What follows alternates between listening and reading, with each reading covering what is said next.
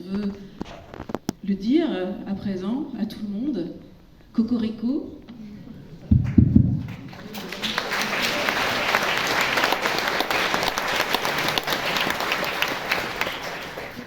Mon boss. Bonsoir. Et merci d'être aussi nombreux. C'est vraiment émouvant. En fait, je suis sur scène pour 3 merci.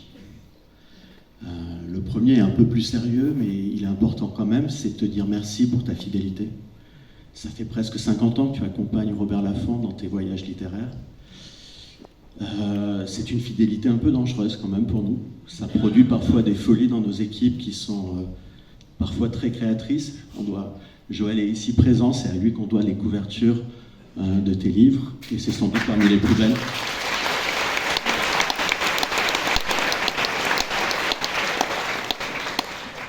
Et parfois franchement inquiétante, puisque je peux annoncer au public que pendant quelques heures, on a quand même très sérieusement songé à vous transformer tous en dolmens ou en monolithes.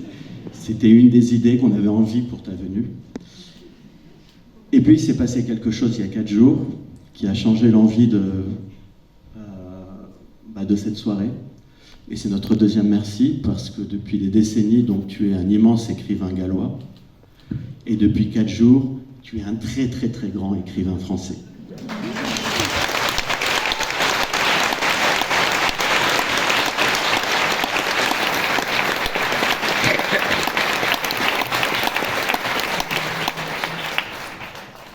Et donc le dernier merci sera un peu particulier, puisque tu as reçu des mains de l'ambassadrice de France à Londres ton certificat de nationalité française. C'était il y a 4 jours.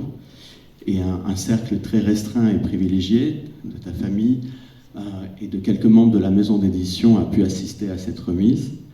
Et nous avons eu le privilège d'entendre Ken chanter la Marseillaise pieds joints à tue-tête.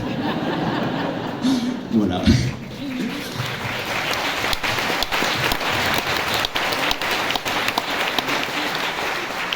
Et donc, notamment avec Catel, qui est ton éditrice, Caroline, qui était présente, on a été si émerveillés par tes talents de chanteur qu'on a décidé qu'il fallait te remercier de ta nationalité française par un petit panier gourmand, avec notamment de la moutarde royale, voilà, qui te revient en tant que Français.